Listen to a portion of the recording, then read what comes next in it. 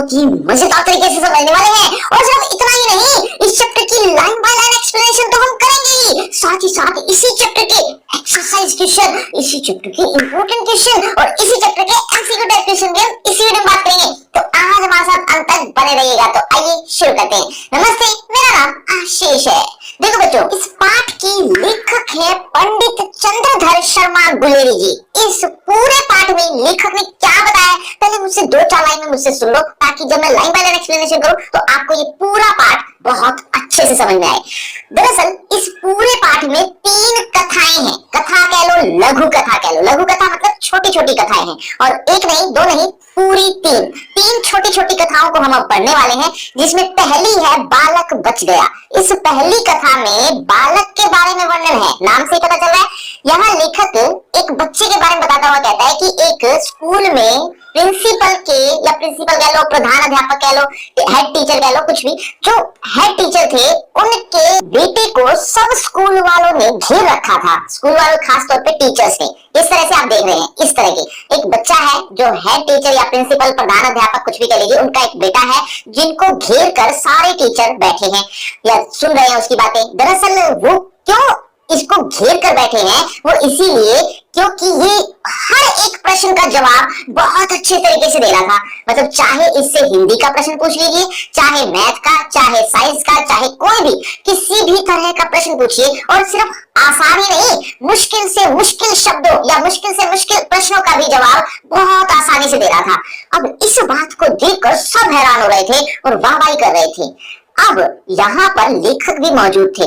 वो थोड़ा डर रहे थे। क्यों डर रहे थे? कि इस बच्चे के ऊपर इतनी पढ़ाई का बोझ डाल रखा है, न जाने इसको रट्टू तोता बना रखा है, जो भी कहो वैसा ही जवाब वो दे देता। बहुत अच्छा लगता, लेकिन एक बच्चे के नजरिए से देखा जाए कि वो अभी छोटा सा बच्चा है, उसके ऊपर पता नहीं कितनी पढ़ाई का बोझ लाद दिया होगा, तब जाकर उसको ऐसा बनाया गया है। तो इस बात को लेकर लेखक थोड़ा दुखी भी हो रहे थे, हैरान भी हो रहे थे। अब स्थिति ये हुई कि अब सब प्रश्नों के जवाब वो दे चुका है, सब खुश भी हो गए हैं। लेकिन एक टीचर ने कहा कि मैं तुम्हारे इन जवाबों से बहुत खुश हुआ, बताओ क्या चाहते हो, वही आपको मिलेगा। अब सब सोच रहे थे कि ये बच्चा कुछ ना कुछ अच्छा ही मांगेगा, कुछ ना कुछ बड़ा ही मांगेगा, या तो बहुत अच्छी किताब मांगेगा, या ऐसा ही कुछ पढ़ाई से रिलेटेड ही कुछ ना कुछ डिमांड रखेगा। लेकिन जब उस बच्चे ने धीरे से ये कहा कि मुझे लड्डू खाने हैं, तब लेखक को थोड़ी शांति मिली। क्यों? क्योंकि वो अभी बच्चा ही है, वो अभी इतना बड़ा नहीं हुआ है, इतने बड़े बड़े प्रश्नों के जवाब दे रहा था। तो हो सकता है कि इसके अंदर का जो बचपन है वो भी इसका खत्म कर दिया होगा इसके माँ बाप ने। लेकिन लेखक को ये सोचकर राहत मिली कि एटलीस्ट बालक बच गया। ये सोचकर लेखक राहत की सांस लेता है कि एटलीस्ट उसके अंदर अभी भी बालक बचा हुआ है, यानी उसके अंदर बालकपन अभी भी है। ये बात अब हम इस कहानी में पढ़ेंगे। अभी तो मैंने एक शॉर्ट में बताई, आपको डिटेल में समझाते हैं। देखिए, एक पाठशाला का वार्षिकोत्सव था, मतलब एक स्कूल था जिसका एनुअल फंक्शन था। वार्षिकोत्सव मतलब एनुअल फंक्शन। मैं भी वहां बुलाया गया था, यानी लेखक। वहां के प्रधान अध्यापक, आप प्रिंसिपल भी कह सकते हो, का एकमात्र पुत्र, जिसकी अवस्था 8 वर्ष की थी, मात्र 8 साल का एक बच्चा, बड़े लाड़ से नुमाइश यानी एक तरह की उस लड़के की प्रदर्शनी में मिस्टर हादी के कोल्हू की तरह दिखाया गया था। मतलब दिखाया जा रहा था सबको। क्यों दिखाया जा रहा था वो आपको पता ही है। उसका मुंह पीला था, आंखें सफेद थी, दृष्टि भूमि से उठती नहीं थी, मतलब नीचे की तरफ ही देखे जा रहा था। प्रश्न पूछे जा रहे थे, सब लोग उसे घेर के बैठे थे और प्रश्न पूछे जा रहे थे। अब वो कौन से प्रश्न थे उनके बारे में भी लिखा हुआ यहाँ पर देखिएगा। उनका वह उत्तर दे रहा था। जैसे फॉर एग्जांपल, धर्म के 10 लक्षण उससे सुने गए। देखो, ये बहुत बड़ी बात थी भैया, बड़े बड़ों को भी ये बात नहीं पता होगी, लेकिन उस छोटे से 8 साल के बच्चे को पता थी, उसने कह भी सुनाया। तो धर्म के 10 लक्षणों को वह सुना गया। 9 रसों के उदाहरण दे गया, मतलब हिंदी में 9 रस होते हैं, उससे पूछे गए, उनके उदाहरण भी उसने सुना दिए। तो 9 रसों के उदाहरण भी दे गया। पानी के 4 डिग्री के नीचे, मतलब पानी अगर 4 डिग्री से भी तापमान अगर कम हो जाए, शीतलता में फैल जाने के कारण, और उससे मछलियों की प्राण रक्षा, मतलब अब यहाँ पर ये पूछा जा रहा है कि अगर 4 डिग्री से भी कम तापमान हो जाए पानी का, फिर भी मछली जीवित कैसे रह जाती है, उसी के बारे में पूछा जा रहा है। तो प्राण रक्षा को समझा गया, मतलब उसकी प्राण रक्षा कौन करता है, कैसे करता है वो। चंद्र ग्रहण के बारे में पूछा गया कि चंद्र ग्रहण कैसे लगता है, तो चंद्र ग्रहण का वैज्ञानिक समाधान भी उसने दे दिया। अभाव को पदार्थ मानने न मानने का शास्त्रार्थ कह गया। और इतना ही नहीं, इंग्लैंड के राजा 8वें हेनरी की स्त्रियों के नाम भी उसे पता थे, वो भी बता दिए। मतलब कितनी बड़ी बड़ी बातें थी। और पेशवाओं यानी जो राजा होते हैं उनकी राज अवधि यानी टोटल शासन उन्होंने कितना किया, ये सारी बातें भी उसने कह सुनाई। और यह भी पूछा गया कि तू क्या करेगा, तो बालक ने सिखा सिखाया उत्तर दे दिया, मतलब रटा रटाया उत्तर दे दिया कि मैं याव जन्म लोक सेवा करूंगा। मतलब जब उससे पूछा कि तू बड़े होकर क्या करेगा, तो उसने कहा कि मैं जीवन भर, याव जन्म मतलब जीवन भर मैं लोगों की सेवा करा करूंगा। ये बात उसने रटी रटाई दे दी उत्तर, क्योंकि सीख रखी थी।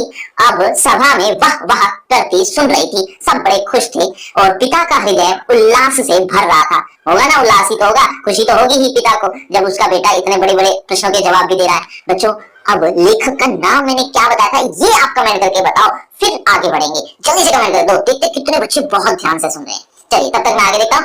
एक आगे क्या लिखा है कि वृद्ध महाशय ने उसके सिर पर हाथ फेर कर आशीर्वाद दिया और कहा कि जो तू इनाम मांगे वही दे, मतलब वही मिलेगा। बालक कुछ सोचने लगा। पिता और अध्यापक इस चिंता में लगे कि देखें यह पढ़ाई का पुतला कौन सी पुस्तक मांगता है। मतलब सब यही सोच रहे थे कि कोई बड़ी ही पुस्तक मांगेगा, क्योंकि इसको पढ़ाई से बहुत लगाव है। ये बात सोचकर बालक के मुख पर विलक्षण यानी अनोखे रंगों का परिवर्तन हो रहा था। हृदय में कृत्रिम यानी बनावटी, कृत्रिम माने होता है बनावटी, तो हृदय में कृत्रिम और स्वाभाविक भावों की लड़ाई की झलक आंखों में दिख रही थी। मतलब अब उसका जो बनावटी थी ना बातें, मतलब उसने रटी रटाई थी, और दूसरी तरफ उसके स्वाभाविक भाव भी थे। इन दोनों के बीच लड़ाई चल रही थी, तो लड़ाई की झलक आंखों में साफ दिख रही थी। कुछ खासकर गला साफ करके नकली पर्दे की हट जाने पर, मतलब जो बनावटी जो उसने भाव लिए हुए थे, अब उसके वो बनावटी भाव हट गए और स्वयं विस्मित होकर यानी हैरान होकर बालक ने धीरे से कहा, लड्डू। पिता और अध्यापक निराश हो गए। क्यों? क्योंकि उन्हें तो लगा था पता नहीं कौन सी बड़ी चीज या बड़ी किताब मांगेंगे, लेकिन ऐसा कुछ नहीं हुआ। इतने समय तक मेरा श्वास घुट रहा था, मतलब लेखक दूसरी तरफ वो श्वास रोके हुए बैठा था कि पता नहीं कौन सी बड़ी पुस्तक मांग ले, इसका तो बच्चा ही मर गया है, ये सोचकर बड़ा दुखी हो रहा था। लेकिन इतने समय तक मेरा श्वास घुट रहा था, पर अब मैंने सुख की सांस भरी। और सबने बालक की प्रवृत्तियों यानी उसके बालक के स्वभाव का गला घोटने में कुछ उठा नहीं रखा था, मतलब कोई कसर नहीं छोड़ रखी थी, पर बालक बच गया। मतलब एटलीस्ट उसके अंदर बालक तो है, उसके बचने की आशा है, क्योंकि वह लड्डू की पुकार जीवित वृक्ष के हरे भरे पत्तों का मधुर मरमर था। मतलब ये लड्डू जो उसने मांगे ये दिखाता है कि उसके अंदर का जो वृक्ष है ना वो हरे भरे पत्तों की आवाज ही है। मतलब मरे काट, काट मतलब होता है लकड़ी। ऐसा नहीं है कि वो वृक्ष काट दिया गया हो और वो वृक्ष मर चुका और उसकी लकड़ी की अलमारी बना दी गई हो, ऐसे भाव नहीं थे उसके अंदर। एटलीस्ट हरे भरे पत्ते से युक्त वृक्ष था उसके अंदर, यानी उसके अंदर बच्चा अभी जीवित था। अलमारी के सिर दुखाने वाली खड़खड़ाहट नहीं थी वो। अब घड़ी के पुर्जे। अब ये दूसरी लघु कथा है। इस लघु कथा में क्या बताया वो भी एक बार ध्यान से सुनो, ताकि जब मैं लाइन बाय लाइन पढ़ूं तो और अच्छे समझ में आए। देखो पहले क्या हुआ करता था, पहले के जमाने में धर्म के बारे में बताने वाले कोई निश्चित लोग ही होते थे। धर्म के पुजारी कह लो, धर्माचार्य कह लो, धर्म को पढ़ने वाले कह लो, वो उनको उतना ज्ञान होता था कि वो सबको वो बताते थे धर्म को पढ़कर कि धर्मों में क्या लिखा है। अब स्थिति धीरे धीरे बदलती गई। पहले तो वो कुछ विद्वान थे, उन्होंने धर्मों की खूब पढ़ाई की थी, जिससे वो लोगों को बता रहे थे धर्मों के बारे में। लेकिन धीरे धीरे अब हो क्या रहा था या हो क्या रहा है कि अब जो आचार्य थे शुरू में, पुराने लोग, वो जो मुनि कह सकते हो, उनके जो बच्चे हुए, अब उन्होंने इतनी पढ़ाई नहीं की, लेकिन उनको भी उतना ही सम्मान मिला। क्यों? क्योंकि अब उनके पिता की वजह से अब वो क्या करने लगे, वो भी जैसा तैसा जितना उन्होंने सुना था अपने पिता से या आसपास से, उतना ही वो भी धर्मों के बारे में बताने लगे। अब उनके भी बच्चे हुए, अब उनको भी उनके साथ भी ऐसा करने लगे। मतलब पीढ़ी दर पीढ़ी एक स्पेशल या यूं कह लो एक पर्टिकुलर कम्युनिटी को ही ये काम दिया जाने लगा कि यही धर्म का पालन करेंगे या धर्म के बारे में व्याख्यान देंगे, वही बताएंगे और वही सब पालन भी करेंगे। ऐसा धीरे धीरे यही होने लगा।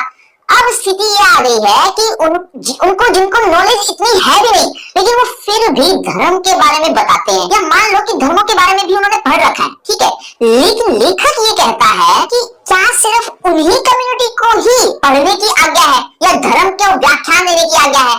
कहीं हमें भी तो बताइए। मतलब ऐसे लोग भी तो हैं जो दूसरी कम्युनिटी के हैं, वो अगर धर्मों के बारे में पढ़ना चाहें तो उनको पढ़ने नहीं दिया जाता, उनको मना कर दिया जाता है कि ये तुम्हारा काम नहीं है। तुम्हें नहीं पता कुछ भी, ऐसा कहकर उन्हें रोक दिया जाता है। और एक एग्जाम्पल भी देते हैं, मतलब जो मना करते हैं ना धर्मों की पढ़ाई करने के बारे में, वही मना करने वाले एक एग्जाम्पल देते हुए कैसे समझाते हैं कि जैसे घड़ी होती है ना, उसको खोलकर उसको ठीक करके वापस जोड़ना ये हर किसी के बस की बात नहीं है। मतलब उसको जोड़ने वाले, उसको ठीक करने वाले कुछ ही लोग होते हैं, यानी घड़ी साथ, यानी जो घड़ी को सुधारते हैं उसको घड़ी साथ कहते हैं। तो वो कुछ ही लोग होते हैं, उन्हीं को ही अधिकार है, हर कोई थोड़ी घड़ी को ठीक कर लेता है।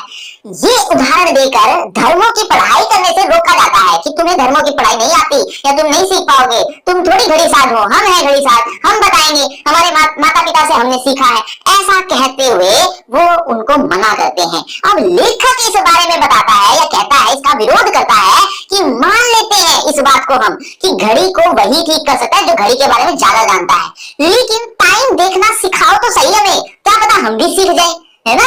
और सिर्फ इतना ही नहीं, हम घड़ी ठीक करना भी सीख जाएंगे, लेकिन कोई सिखाए तो सही। लेकिन तुम तो उस घड़ी को देखने से भी मना कर देते हो, तो अब कोई आम आदमी कैसे सीखे उस घड़ी को। मतलब घड़ी का तो सिर्फ उदाहरण लिया गया है, बात तो यहाँ पर धर्मों की बात चल रही है। तो इसी को देखते हुए, इन दोनों चीजों को देखते हुए आप इस पाठ को पढ़ना या इस लघु कथा को पढ़ना, इसी के बारे में देखिए क्या लिखा हुआ है। देखो, धर्म के रहस्य जानने की इच्छा प्रत्येक मनुष्य न करे, मतलब मना करते हैं सब लोग। अब ये जो 5-7 लाइन लिखी है ना शुरू की, ये जो धर्म को पढ़ने से मना करते हैं ना लोग, वो ये बात कहते हैं, क्या कहते हैं कि धर्म के रहस्य जानने की इच्छा प्रत्येक मनुष्य न करे, हर किसी मनुष्य की बस की बात नहीं है।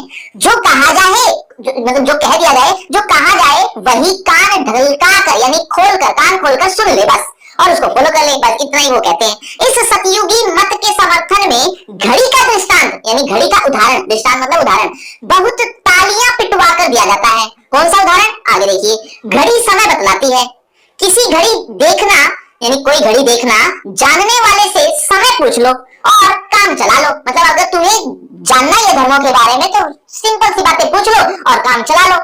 जैसे घड़ी के बारे में बात करें तो घड़ी, अगर तुम्हें घड़ी के बारे में जानना ही है तो क्यों जानना है, सीधा सीधा टाइम पूछ लो और अपना काम चला लो। ऐसा ही कुछ उदाहरण दिया जाता है। तो जानने वाले से समय पूछ लो और काम चला लो। यदि अधिक करो और भी ज्यादा मन करे तो घड़ी देखना स्वयं सीख लो, किंतु तुम चाहते हो कि घड़ी का पीछा खोल कर देखें, मतलब घड़ी को पीछे से खोलकर देख लें और पुर्जे गिन लें, तुम ये चाहते हो, और उन्हें खोलकर फिर से जमा दें, साफ करके फिर भी लगा दें, फिर से लगा दें। यह तुमसे नहीं होगा, मतलब ये तुमसे नहीं हो पाएगा। इसीलिए तुम धर्मों को सिर्फ ऊपरी तौर पर देखो बस, तुम उसके अधिकारी नहीं हो। यह तो वेद शास्त्रज्ञ, मतलब ये वेदों को जानने वाले धर्म के आचार्यों, धर्माचार्य मतलब धर्म के आचार्य, धर्म के टीचरों को का ही काम है कि घड़ी के पुर्जे जाने, तुम्हें इससे क्या, मतलब वो तो जाने लेकिन तुम इससे क्या करोगे, तुम ऐसा जानकर क्या करोगे।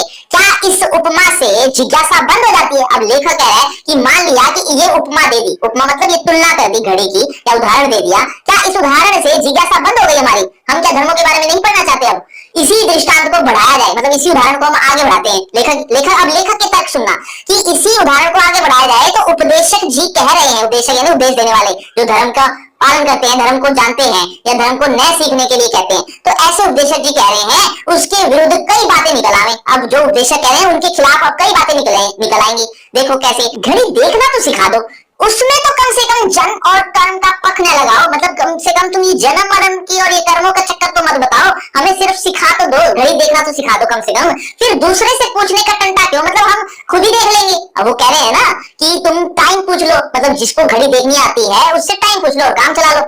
लेखक कहता है टाइम पूछने की कोशिश ही क्यों करवा रहे हो, हमें टाइम देखना ही सिखा दो तो हम किसी से पूछेंगे नहीं, हमारा ये जो पूछने का टंटा है वो मिट जाएगा। तो ये पूछने का टंटा क्यों, गिनती हम जानते हैं, अंक पहचानते हैं, मतलब गिनती भी जानते हैं, अंक भी पहचानते हैं, हम तो घड़ी आसानी से देख सकते हैं और सुइयों की चाल भी देख सकते हैं, फिर आंखें भी तो हैं, तो हमें ही न देखने दो, हम ही देख लेंगे उस घड़ी को।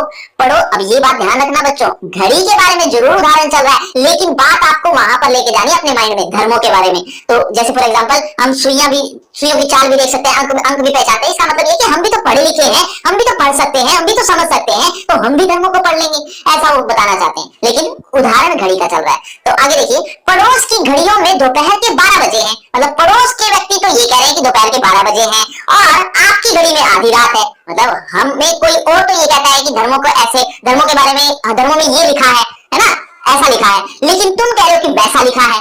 समझ रहे हो ना कि पड़ोस की घड़ी में तो दोपहर के 12 बजे है और आपकी घड़ी में आधी रात है, मतलब आप कुछ कह रहे हैं और कोई और कुछ कह रहा है। अरे जरा खोलकर देख तो लेने दीजिए कि कौन सा पेज बिगड़ गया। अरे हमें भी तो देखने दो कि वो और आप अलग अलग कैसे बता रहे हैं, अलग अलग क्या, ये धर्म अलग अलग कैसे बोल सकते हैं। तो ऐसा कौन सा पेज है जो बिगड़ रहा है, हमें भी तो जाने दो। यदि पुर्जे ठीक है और आधी रात ही हुई है, मतलब मान लिया कि तुम्हारी बात सही है, आधी रात ही है, आधी रात के 12 बजे या जो भी बजे हैं, तो आधी रात ही मान लेंगे, हम फिर सो जाएंगे। हमें देखने दो ना, मतलब हम भी तो देखें कि एक्चुअल में क्या आधी रात है या सच में या झूठ बोला जा रहा है। तो यही बात देखिए कि आधी रात ही है तो फिर हम सो जाएंगे, दूसरी घड़ियों को गलत ना मान लेंगे। मतलब अगर तुम्हारी घड़ी सही निकली तो हम दूसरी घड़ी से गलत मान लेंगे, लेकिन हमें तो देखने दो।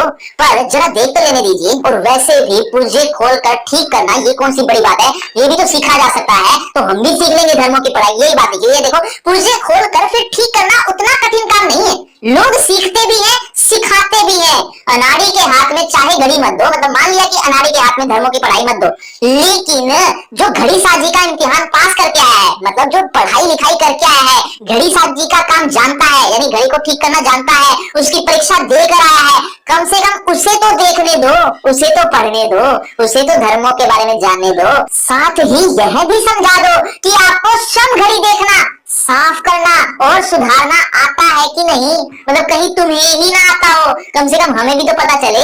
हमें तो धोखा होता है कि परदादा की घड़ी जेब में डाले फिरते हो। परदादा मतलब परदादा जी ने तो सिखा था किसी टाइम, लेकिन अब पता नहीं तुम्हें आता भी है नहीं, बस उनके वंशज हो, इसी वजह से तुम्हें धर्मों की पढ़ाई या धर्मों के बारे में व्याख्यान देने का हक हो गया। बस परदादा की घड़ी ऐसा लगता है कि जेब में डाले फिरते हो, वह बंद हो गई है, अब तो वो भी बंद हो गई है, मतलब तुम्हें भी कुछ आता नहीं है, तुम्हें न चाबी देना आता है न पुर्जे सुधारना आता है, मतलब उस घड़ी में तो भी दूसरों को हाथ नहीं लगाने देते, मतलब फिर भी तुम दूसरों को पढ़ाई करने नहीं देते, दूसरों को बताते नहीं हो, सिखाते नहीं हो।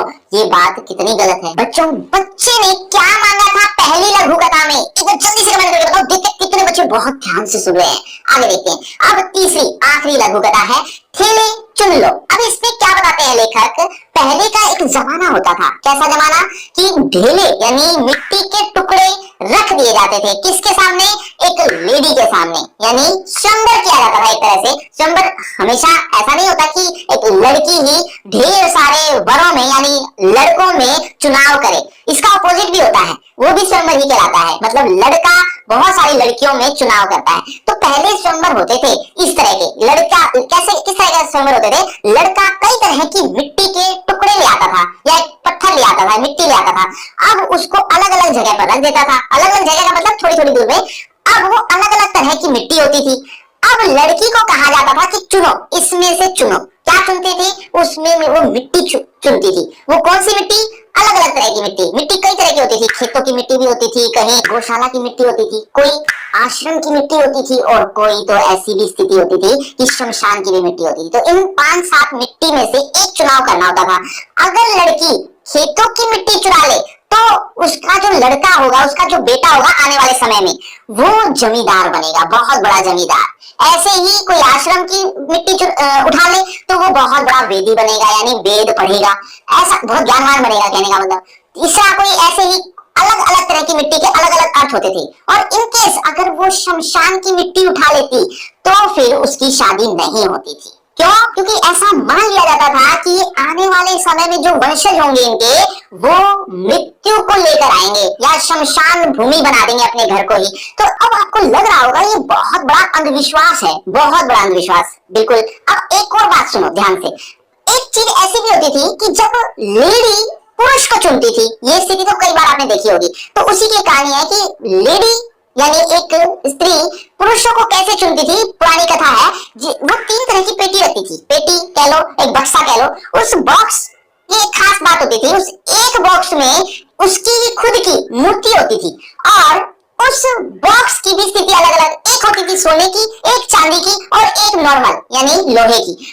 अब उनमें से एक में मूर्ति है, जिसमें भी यानी लड़का आएगा और उस पेटी का चुनाव करेगा, कोई एक पेटी का चुनाव करेगा, अगर उसमें से मूर्ति निकल आई और उस लेडी की शादी कर दी जाती थी। तो ये एक तरह का स्वयंवर था। अब आपको ये भी अंधविश्वास लग रहा होगा, ये बहुत बड़े अंधविश्वास थे, मतलब ऐसा कुछ नहीं होता इनसे, ऐसे चुनाव करने से क्या उनका रिश्ता फलेगा फूलेगा या बहुत अच्छा जाएगा, बहुत खुश रहेंगे, ऐसा सोचना एक अंधविश्वास हो सकता है। लेकिन लेखक कहता है इससे भी बड़ा अंधविश्वास है, इससे भी बड़ा अंधविश्वास कौन सा, जो आज हम करते हैं, यानी कुंडलियां मिलाना या ग्रह नक्षत्र को देखकर शादी विवाह करना।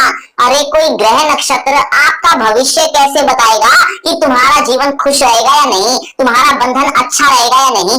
ये बात लेखक बहुत बढ़िया तरीके से विरोध करते हुए कहता है कि ये जो अंधविश्वास है ना, ग्रह नक्षत्र को देखकर भविष्य निकलवाना या इस तरह की गतिविधि करना, ये कहीं ज्यादा खराब है उन चीजों से। किन चीजों से? जो पहले की कहानियां थी उन चीजों से तो कहीं ज्यादा खराब है ये। तो ऐसा ही कुछ अभी यहाँ पढ़ेंगे। देखो, ढेले चुन लो। ढेले मतलब मिट्टी के टुकड़े।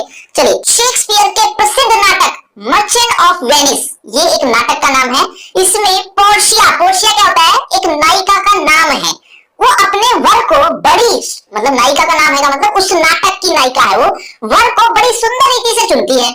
और उसमें ही नहीं, सब बबुआ हरिश्चंद्र के दुर्लभ बंधु में भी पुरश्री नाम है, पुरश्री ये एक लेडी का नाम है, के सामने 3 पेटियां हैं। एक सोने की, दूसरी चांदी की, तीसरी लोहे की। तीनों में से एक में उसकी प्रतिमूर्ति है, मतलब उसकी ही एक मूर्ति। स्वयंवर के लिए जो आता है उसे कहा जाता है कि इनमें से एक चुन लो। अक्कड़बाज सोने को चुनता है, मतलब जो अक्कड़ होता है जिसमें, वो सोने को चुन लेता है, उल्टे पैरों लौट आता है, मतलब लौट जाता है। लोभी को चांदी की पिटारी अंगूठा दिखाती है। चांदी की पिटारी वो जब सुनता है तो वो भी लौट जाता है, उसकी भी शादी नहीं होती। सच्चा प्रेमी लोहे को छूता है, लोहे की जो पेटी होती है उसको छूता है और घुड़दौड़ का पहला इनाम पाता है। यानी वो घोड़े की रेस में जैसा पहला इनाम मिलता है वैसा ही उसको भी इनाम मिलता है, यानी उसकी शादी कर दी जाती है। ठीक ऐसे ही लॉटरी वैदिक काल में हिंदुओं में चलती थी। इसमें नर पूछता था, नारी को बूझना पड़ता था। मतलब अब उल्टा, नर पूछेगा और नारी को बताना पड़ेगा। अब ये कैसा स्वयंवर होता था वो भी देखिए। स्नातक विद्या पढ़कर, यानी ये लड़का स्नातक यानी ग्रेजुएशन को पढ़कर, नहा धोकर, माला पहनकर, सेज पर जोग होकर किसी, ये चित्र आपकी किताब में जो दे रखा है, किसी बेटी के बाप के यहाँ पहुंच गया। वह उसे गो भेंट करता, गो मतलब गाय, गो भेंट करता। पीछे वह कन्या के सामने कुछ मिट्टी के ढेले रख देता, मिट्टी के ढेले, मिट्टी के टुकड़े रख देता। उसे कहता कि इनमें से एक उठा ले। कहीं 7, कहीं कम, कहीं ज्यादा, मतलब मिट्टी के ढेले जो होते थे वो कहीं 7 होते थे, कहीं कम और कहीं ज्यादा भी होते थे। नर जानता था कि ये ढेले कहाँ से लाए। नर तो जानता, यानी आदमी तो जानता था और लड़की को नहीं पता था। और किस किस जगह की मिट्टी है वो ये बात जानता है, कन्या जानती न थी। यही तो लॉटरी का बुझोवल ठहरी, मतलब यही तो लॉटरी का एक मेन पार्ट रहा कि वो बताएगी। वेदी की मिट्टी, गौशाला की मिट्टी, वेदी की मिट्टी मतलब वेद पढ़ने वाले की मिट्टी, और गौशाला की मिट्टी होती थी, खेत की मिट्टी होती थी, चौराहे की मिट्टी भी होती थी, मसान की भी धूल होती थी। मसान मतलब शमशान। कई चीजें होती थी, मतलब कई तरह की मिट्टी के टुकड़े होते थे। बूझो मेरी मुट्ठी में क्या है, चित या पट। अब वो बताएगी। यदि वेदी का ढेला उठा ले तो संतान वैदिक पंडित होगा, मतलब अगर उनकी शादी हो जाएगी, अगर वो वेदी का ढेला उठा लेती है तो उनकी जो संतान होगी वो वैदिक पंडित होगा, वो पढ़ा लिखा बनेगा, अच्छा पंडित बनेगा। अगर गोबर चुना तो पशुओं का धनी होगा। खेत की मिट्टी छूली तो जमींदार पुत्र होगा, मतलब उनकी संतान जमींदार होगी। मसान की मिट्टी यानी शमशान की मिट्टी को हाथ लगाना बड़ा अशुभ था। यदि वह नारी ब्याही जाए तो घर मसान हो जाए, घर ही शमशान हो जाए, जन्म भर जलाती रहेगी, इसीलिए उनकी शादी नहीं की जाती थी। यदि एक नर के सामने मसान की मिट्टी छूली, अब आगे ये लिखा है कि उस लड़की ने अगर मसान यानी शमशान की मिट्टी छूली तो उसकी शादी नहीं होती थी। लेकिन ऐसा नहीं होता ना कि उसकी अब कभी शादी ही नहीं होगी, अब कोई और वर आएगा, वो भी ऐसे ही मिट्टी रखेगा। अब दूसरी या तीसरी बार में जब उसने फिर से कोई और यानी शमशान की मिट्टी को छोड़कर कोई और मिट्टी चुन ली तो उनकी फिर शादी हो जाती थी। ऐसा नहीं कि वो अब कुंवारी रहेगी। तो वही लिखा हुआ देखो, यदि एक नर के सामने मसान की मिट्टी छूली तो उसका अर्थ यह नहीं है कि उस कन्या का कभी ब्याह न होगा। किसी दूसरे नर के सामने वह वेदी का ढेला उठा ले और ब्याही जाए। बहुत से गृह सूत्रों में इस ठेलों की लॉटरी का उल्लेख है, मतलब लिखा हुआ है ये सब चीज। ऐसा नहीं कि मैं लेखक अपनी तरफ से ही बता रहा हूँ, ऐसा लेखक नहीं कह रहा। कहाँ लिखा है? ये लिखा हुआ है देखो, आश्वलायन, गोभिल, भारद्वाज, इन सब रचनाओं में सभी में है। जैसे राजपूतों की लड़कियां पिछले समय में रूप देकर जस सुनकर, जस माने कीर्ति यानी उनके बारे में बहुत बड़ाई सुनकर स्वयंवर करती थी, वैसे वैदिक काल के हिंदू ठेले छुआकर स्वयं पत्नी वर्ण करते थे, पत्नी को धारण करते थे। आप कह सकते हैं कि जन्म भर के साथी की चुनावट मिट्टी के ढेलों पर छोड़ना कैसी बुद्धिमानी है। मतलब अब उससे क्या साबित करना होगा कि वो उनका घर चलेगा या नहीं चलेगा, उनकी संतान कैसे होगी। मतलब मानते हो आप ये अंधविश्वास है, ये कोई बुद्धिमानी नहीं है। अपनी आंखों से जगह देखकर अपने हाथ से चुने हुए मिट्टी के डगलों पर भरोसा करना क्यों बुरा है? बुरा तो है, मतलब बहुत बुरा है। और दूसरी तरफ अब ये देखो ये कितना बुरा है, और दूसरी तरफ लाखों करोड़ों को दूर बैठे बड़े बड़े मट्टी और आग के ढेलों, यानी ये जो ग्रह नक्षत्र है ये आग के ढेले का है। मंगल और शनिचर, मंगल है, शनिचर है, बृहस्पति है, इनकी कल्पित चाल यानी कल्पना में ये उनकी चाल से कल्पित हिसाब का भरोसा करना क्यों अच्छा है? मतलब ये तो बुरा है मान लिया, लेकिन फिर ये क्यों अच्छा है? यानी ये बृहस्पति शनिचर मंगल कर मांगलिक है, ये ऐसा है, ये वो है, पता नहीं क्या क्या बोलते हैं, तो ये कैसे अच्छा हो गया? ये है, मैं क्या कह सकता हूँ, मतलब इस बारे में मैं क्या कहूँ? बकौल वात्स्यायन के आज का कबूतर अच्छा है, मतलब कोई वैसे ही कोई बोलता है इससे अच्छा तो आज का कबूतर है कल के मोर से, कल के मोर से तो काफी अच्छा है आज का कबूतर। आज का पैसा अच्छा है कल के मोहर से, आज का जो पैसा है ना वो कहीं ज्यादा अच्छा है कल की अगर मोहर ले रखी, कल के आपने वो ले रखी क्या, जैसे करेंसी होती थी ना पहले, मोहर कहते थे उसे, तो वो करेंसी अगर आपने कल की ले रखी है तो उससे कहीं ज्यादा आज का पैसा है। आंखों देखा ढेला अच्छा ही होना चाहिए, आंखों से जब देख लिया तो वो ढेला अच्छा ही होगा ना। लाखों कोस की तेज पिंड से, लाखों कोस जो दूर है उससे बताने से अच्छा जो सामने ही आंखों के, उसको ही देख लो, उसको ही परख लो, उसी को समझ लो, फिर शादी कर लो। लाखों करोड़ों किलोमीटर दूर जो ये ग्रह नक्षत्र है ये कैसे बता देंगे? इससे कहीं ज्यादा तो आप आमने सामने बैठे हैं वही देख ले। तो इसीलिए बकौल कबीर के अब एक दोहा लिखा है, एक पैराग्राफ लिखा है, क्या? पत्थर पूजे हरी मिले तो तू पूज पहाड़, इससे तो चक्की भली पीस खाए संसार। बच्चों इसका क्या अर्थ बना वो भी ध्यान से सुना, लेकिन उससे पहले घड़ी साजी का क्या अर्थ बताया था एक बार जल्दी से कमेंट करके बताओ, देखना चाहता हूँ कितने बच्चे अभी तक भी बहुत ध्यान से सुन रहे हैं। इसका क्या अर्थ बना? पत्थर पूजे हरि मिले, मतलब अगर पत्थर पूजने से हरि मिलता है, हरि मतलब भगवान श्री कृष्ण, पत्थर पूजने से यानी मूर्ति पूजने से अगर श्री कृष्ण मिलते हैं, भगवान मिलते हैं, तो तू पूज पहाड़, मतलब तू तो पूजा करे पहाड़ की। अगर पत्थर पूजने से अगर भगवान मिल रहे हैं तो मैं तो ये कहूंगा तू तो पहाड़ पूज। पत्थर से क्या होगा? तू तो पहाड़ को पूज, इससे तो चक्की भली पीस खाए संसार, उस पत्थर से तो वो चक्की ज्यादा अच्छी है। चक्की कौन सी? जो पीसती है आटे को, वो कहीं ज्यादा अच्छी है। उस पत्थर की कम से कम किसी का पेट तो भर रही है, जो जिससे संसार चल रहा है। तो ऐसा ही कुछ यहाँ लिखा है कि अगर पत्थर पूजने से भगवान मिलते तो फिर तो पहाड़ों को ही पूज लो, जबकि ऐसा नहीं होता।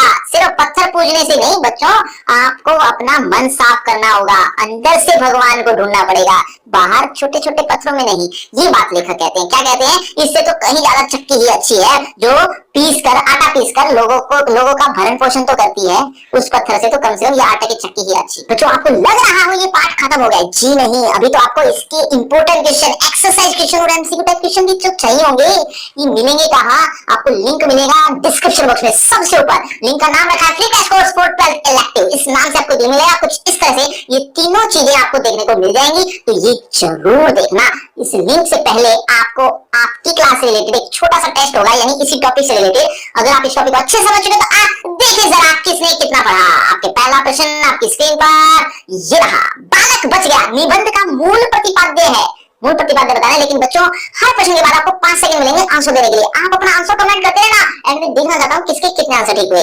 बालक बच गया निबंध का मूल प्रतिपाद्य है। आपके ऑप्शन आपकी स्क्रीन पर। ए स्त्री शिक्षा, बी शिक्षा ग्रहण की सही उम्र, ऑप्शन सी साक्षरता वृद्धि, और ऑप्शन बी में से कोई नहीं। आपके 5 सेकंड, 5 4 3 2 1 0। सही उत्तर है ऑप्शन बी। चलिए बच्चों अगले प्रश्न की तरफ। अगला प्रश्न, शिक्षा की अनुचित पद्धति से बालकों पर क्या प्रभाव पड़ता है? आपके ऑप्शन, ए स्वास्थ्य की हानि, बी आत्मविश्वास की कमी, सी शिक्षा के रचनात्मक स्वरूप के प्रति उदासीनता, ऑप्शन डी उपरोक्त सभी। 5 4 3 2 1 0। सही उत्तर ऑप्शन डी। चलिए बच्चों अगले प्रश्न की तरफ। अगला प्रश्न, बालक ने सीखा सिखाया कौन सा उत्तर दिया था? आपके ऑप्शन, मैं याव जन्म लोक सेवा करूंगा, बी मैं याव जन्म पढ़ाई करूंगा, ऑप्शन सी मैं याव जन्म शिक्षा ग्रहण करूंगा, और डी उपरोक्त सभी। 5 4 3 2 1 0। सही उत्तर ऑप्शन ए। चलिए बच्चों अगले प्रश्न की तरफ। अगला प्रश्न, लेखक ने किसके माध्यम से धर्म विषयक बखान या उपदेश करने वालों पर व्यंग्य किया है? आपके ऑप्शन, ए साइकिल के पुर्जे के माध्यम से, बी घड़ी के पुर्जे के माध्यम से, डी सी कार के पुर्जे के माध्यम से, ऑप्शन डी में से सभी। 5 4 3 2 1 0। सही उत्तर ऑप्शन बी। तो बच्चों ये है आपका रिपोर्ट कार्ड, ध्यान से देख लीजिए, पढ़ लीजिए। और हाँ, आपके टोटल मार्क्स कितने हैं ये कमेंट करना मत भूलना। और आपकी क्लास से रिलेटेड एक फ्री क्रैश कोर्स आ गया जो कि बिल्कुल फ्री है, लिंक आपको डिस्क्रिप्शन बॉक्स में सबसे ऊपर मिल जाएगा। इस लिंक में आपको आपकी क्लास से related A to Z syllabus एक ही पेज पर देखने को मिल जाएगा, आपको कहीं भी भटकने की जरूरत नहीं पड़ेगी। तो इस लिंक को जरूर देखना। और अगर आपको मुझसे पर्सनल बातचीत करनी है तो सभी डिस्क्रिप्शन बॉक्स में है, आ जाइए बातचीत करते हैं। शुक्रिया, धन्यवाद।